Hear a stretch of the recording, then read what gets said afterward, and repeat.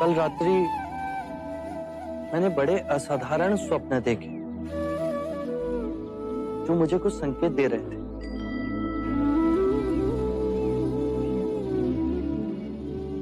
प्रथम स्वप्न में मैंने देखा कि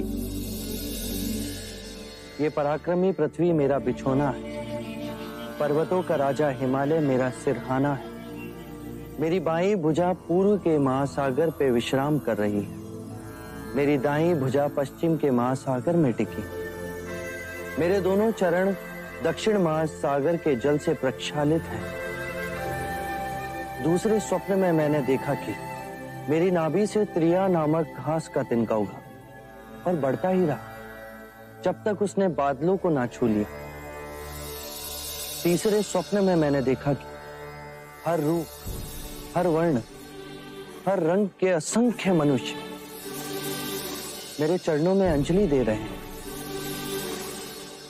चौथे स्वप्न में मैंने देखा कि चारों दिशा से चार अलग रंगों के पंछी उड़ के मेरी ओर आए, पर मेरे समीप आते ही उनका रूपांतरण हुआ। वो अपने विभिन्न रंगों को त्याग शुभ्र श्वेत रंग के हो गए। ये इस बात का सूचक है, हर रूप, हर रंग के लोग मेरी शरण में आएंगे बिना किसी भेदभाव के।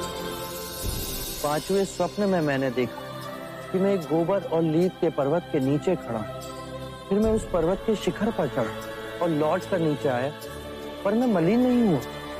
यह संकेत देता है कि मैं जीवन की दलदल में रहकर भी पुनीत रहूंगा। आपके सपने तो हमें समझ ही नहीं आए। मैं भी इन स्वप्नों का अर्थ ढूंढ रहा हूं। मेरे अंतर मन से एक स्वर उठ रहा है कि मैं सद्धर्म का मार्ग पाने वाला हूं। पहले ये खीर तो खा लीजिए।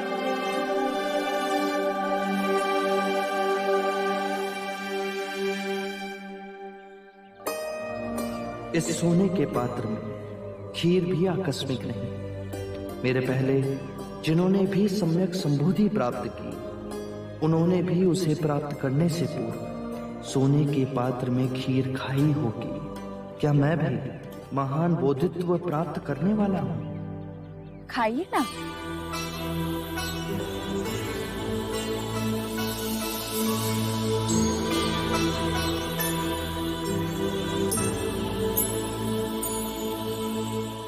क्या ये स्वर्ण पात्र तुम मुझे दे सकती हो? अवश्य। तो चलो मेरे साथ, मुझे एक परीक्षा लेनी है।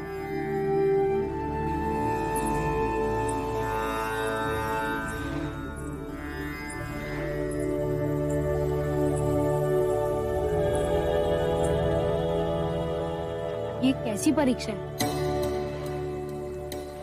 यदि मैं बुद्धत्व के निकट हूं तो ये स्वर्ण पात्र नदी के प्रवाह के विपरीत दिशा में बहेगा, अन्यथा डूब जाएगा।